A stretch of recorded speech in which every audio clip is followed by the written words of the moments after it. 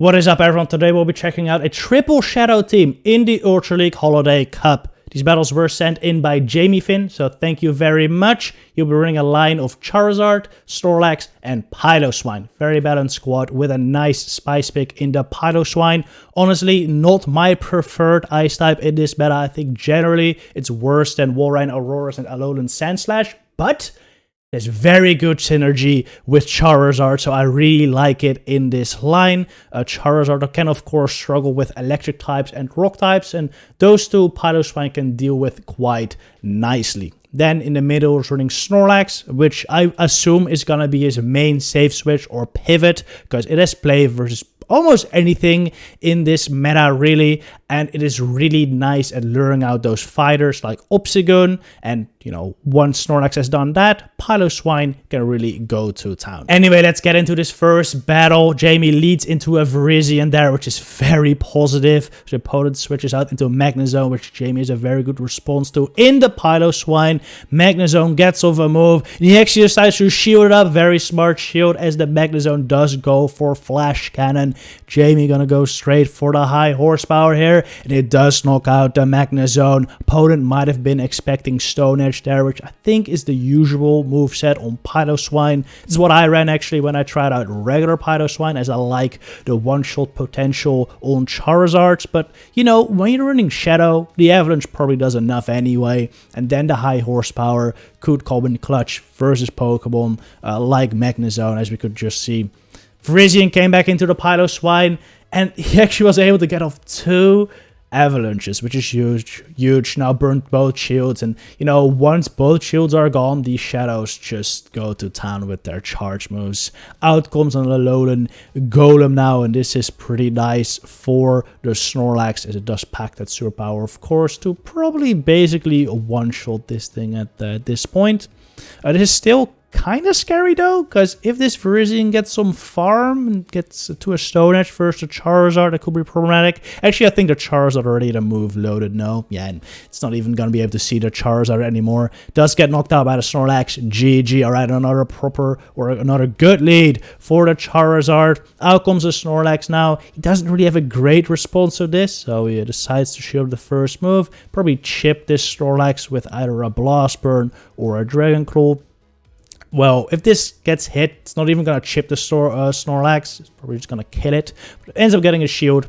And now he decides to go into his own Snorlax, because he knows he can take a superpower here and then knock out the opposing Snorlax with his own. He gets hit by a Body Slam first, though, and then by a superpower, which barely doesn't knock out. Very good recognition by Jamie there, knowing that it would knock out, and we get to the move there.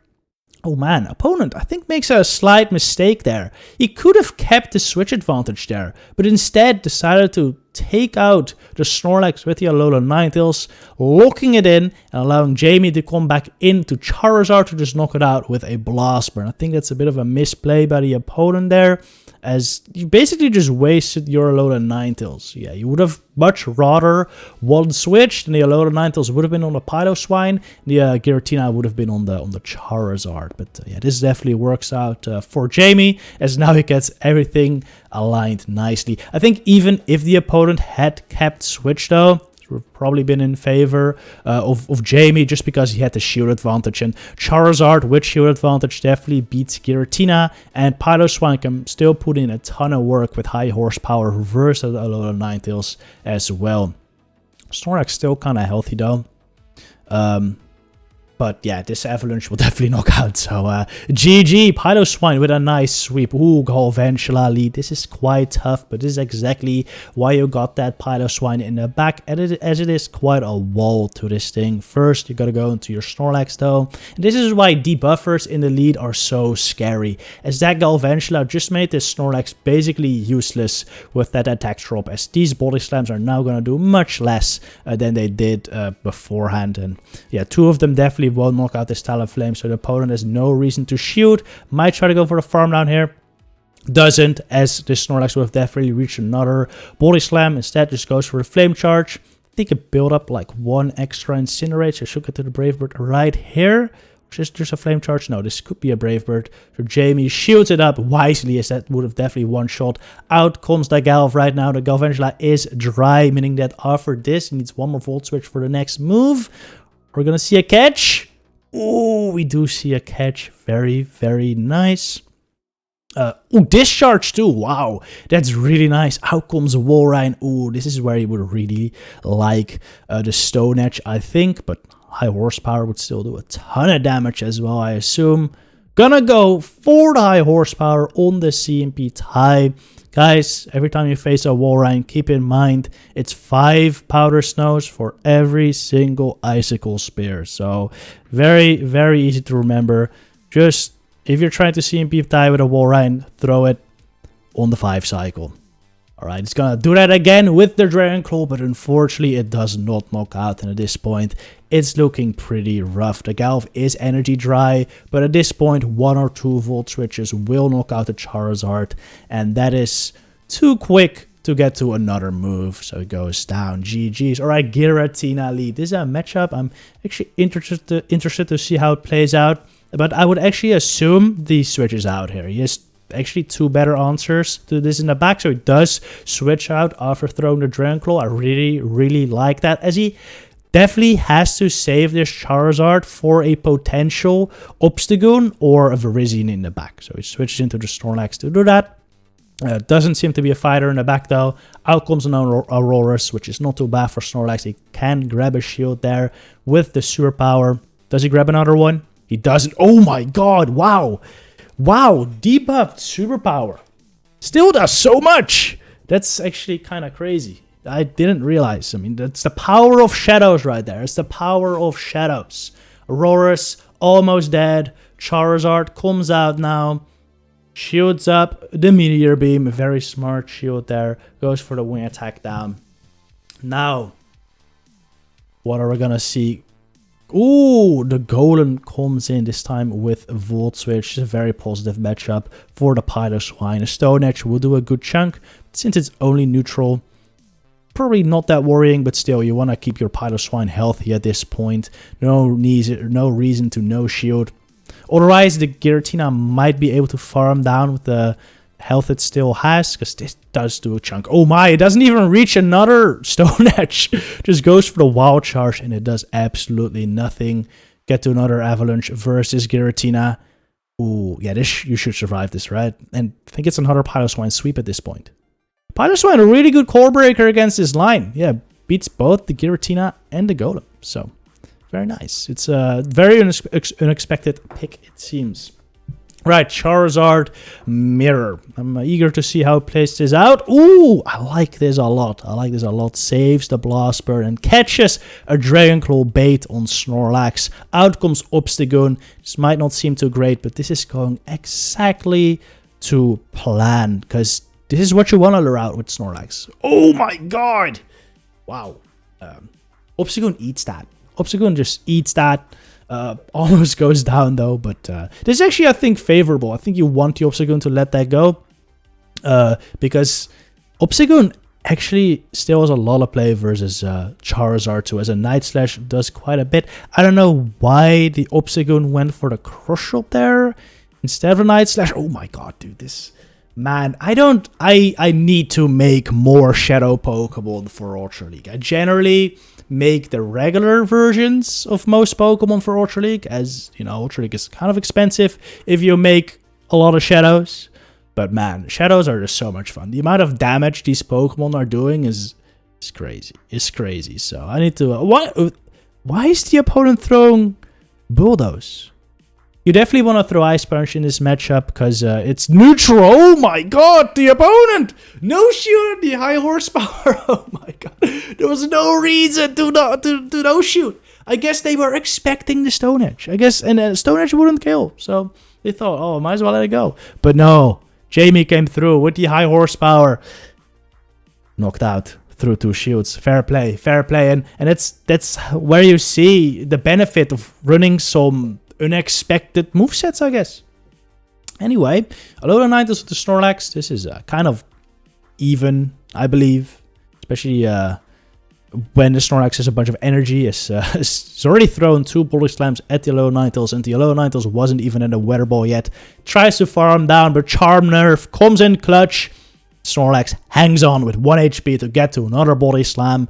Alolan Ninetales does have quite a bit of energy now though, and JB wants none of it. So he throws a Dragon Claw before the Alolan Ninetales is able to get off their Weather Ball, because he does win CMP, and that knocks it out. Out comes the Charizard right now. Ooh, he takes the Blast Burn to the face, saves the Dragon Claw for later, and switches out into Piloswine, and out comes Giratina. Piloswine again, looking set up for the sweep right here. We'll be able to double Avalanche this Giratina. He's undercharging? That's unnecessary. I think that's unnecessary, but, you know, fine. Farm down, go for the Avalanche. I guess now you can finish it with Pylo, but, like, you have a Dragon Claw stored up, right? So you could have also just let Pylo go down and then Dragon Claw, but, you know, this is cooler, so I respect it. All right, Gliscor lead. I've seen a couple Gliscors around, and I don't understand Gliscor in this meta, but, you know, respect to the opponent. It's a cool pick, but it doesn't do amazing versus Charizard, I think. So it switches out. But, you know, it might face the Piloswine in the back later, which is even worse than Charizard. Yes, this team is not weak to Gliscor at all. Jellicent with Ice Beam, by the way, not bad against Snorlax either. This whole team is actually kind of soft against Jellicent, Snorlax being the best counter with those super effective licks, but the charge moves just do no damage. So in like zero shield scenarios like the one we just played out, you lose. But that's fine. Jamie really doesn't need switch advantage here, since he has 2 good answers to that Gliscor in the Piloswine and Charizard. I think this is very good recognition by the opponent, by the way. Clearly, he has a better answer to Charizard in the back, seeing as he did switch out of this lead earlier. But since Jamie let or gave up switch that easily, he's assuming Jamie has another answer to Gliscor, which he does. So the opponent bringing out the Gliscor into Charizard there instead of Magneton. Smart move, but, you know, Piloswine just core breaks the team once again. High horsepowered the Magneton and won the game. Again, high horsepower coming in clutch. Definitely shows the power of the horse instead of Stone Edge. Wow, Piloswine loses CMP against Ampharos. I was not expecting that, but it seems it does. Brings the Pylo into the red. Not great, but it's fine. You know, actually, is that fine? Ooh, throwing on CMP as well. Or alignment. Gets a full free Voltage in. This Ampharos might be able to farm now. Ooh, oh, wow. 1 HP. 1 HP. And a Dream fires off the Avalanche, takes out the Ampharos. The opponent leaves the match. Bye-bye. Alright, that's nice. Yeah, those electric types really don't want to see Piloswine. I think, you know, I got to Legend with double electric because there just weren't that many good electric answers. Honestly, the best electric answers I saw, at least to Ampharos, because Ampharos was usually my pivot. The best answers I saw to Ampharos were like Obstagoon, Alolan Ninetales, and Auroras, all neutral Pokemon. No ground types really, but you know, Piloswine is that ground type that is good in the meta and can also really deal with those electric types in the back. Yeah, I like the pick. I like the pick a lot. Alright, Alolan Golem comes in now. He's going to shield up the superpower, and this is looking really good for Jamie at this point. You know, he has the Charizard for the Alolan Ninetales, and he also has the Piloswine on the Alolan Golem now. So this is very nice. Going to go for the high horsepower. This will knock out an entire family of Alolan Golem if they didn't shield that, but they did shield that. Wow, if they have Rock Blast, it might get close still. Ooh, they switch out into A9 right now. This might still get close. This might still get close. You know, Shadow Blast Burn does do a ton on Golem, but if it doesn't knock out and the Golem is able to farm down, this might get scary. But I get the feeling he's going to get to a Dragon Claw after this still. Oh, and that does a ton as well. Come on. Ooh, okay, 1 HP. 1 HP. Gets there. Takes out the Golem. Very close game, though. It was well played by the opponent. You know, farming down, trying to farm down the Charizard at the end there to get energy to take out the Pylo. It's a good move, but sadly, the Charizard just barely lived. Alright, Obstagoon here actually has an okay matchup versus Charizard. I know versus regular Charizard, like the 1s and 2s are very close, but it kind of depends on baits. Versus Shadow, I'm not sure, but it seems Obstagoon wins the 0s. Yeah, Obstagoon is just tanky enough and can get the 2 Night Slashes. So this is not too bad. This is really not too bad. Ampharos comes out now. Since the switch timer of the opponent wasn't up yet, Jamie decides to switch into Pylo right away. I like that move. You know, normally you don't really like switching in your hard counter, knowing your opponent can switch out later. But, you know, Snorlax is strong enough. Oh my god, that high horsepower is so much. Snorlax is strong enough against Ampharos to where this is the right play. Since you definitely don't want your Charizard to get farmed down by that Ampharos, right? That would be quite scary. Ooh, actually, this could still get close. Them letting the Alola Ninetales go is an interesting move, but a good one. Because now they can really rely on this Ampharos with energy to hopefully take out the rest of Jamie's team. The opponent has Thunder Punch on Ampharos. A moveset decision I don't quite agree with in this scenario, in these neutral matchups where both Brutal Swing and Thunder Punch do the same amount of damage, or where both Thunder Punch and Brutal Swing are neutral, they actually do the exact same amount of damage. So that's why I'm a big fan of running Brutal Swing Zap Cannon, as most of the time Thunder Punch is pretty useless. As against, again, neutral Pokemon, you're going to use Brutal Swing anyway, and Thunder Punch is a very disappointing move, where Zap Cannon would have just nuked that Snorlax out of orbit. But yeah, I don't think it really mattered since the Charizard had 2 moves stored up there, and in the end you saw it take out the Ampharos. So very well played there. This game, we're gonna see Snorlax into this Charizard. This should be a even-ish matchup, but these body slams are already adding up. Charizard deep into the red already. We're gonna see no shield off the Snorlax. Jamie takes the Blast Burn to the face, but gets farmed down. This can be kind of scary, as any move from Charizard will hurt your own Charizard, and a Blast Burn is very scary. Oh my, probably calling. Yeah, the Dragon Claw. You know, I think when you're running Shadows, you should always expect baits from your opponent. People are very likely to bait against Shadows, since they are squishier, so they're expecting you to shield. Oh my, wow, he's seeing so many Golems. That's crazy. That's crazy. I think he ran this team at like the exact right time. I think when this cup started, there weren't that many electric types, but folks started running teams so incredibly weak to electric and rock too, which is why Golem is a thing. You know, we saw teams with Alola Ninetales, Charizard, and then another flyer. You just triple weak to rock, you know? Alolan Golem makes a lot of sense, and Jamie clearly read the meta well and decided to run the Piloswine at that exact time, and that just shows you the importance of reading, or at least trying to read the meta. Oh my, high horsepower takes out the Golem. It's another win for Jamie. GG's. Okay, another Golem. This time in the lead. It's a Volt Switch Golem. He's going to switch into the Snorlax. Golem's going to switch out with some energy into the Virizion. Let's see how close Snorlax can get here. Pretty sure Virizion does need 2 Sacred Swords. The double kicks. Actually, these double kicks are doing more than I thought. I think versus normal Snorlax you would need 2, but against the Shadow one, yeah, 1 plus double kicks should be enough. Holy Slam will hurt. Not enough though. Opponent doesn't shield. Gets the farm down.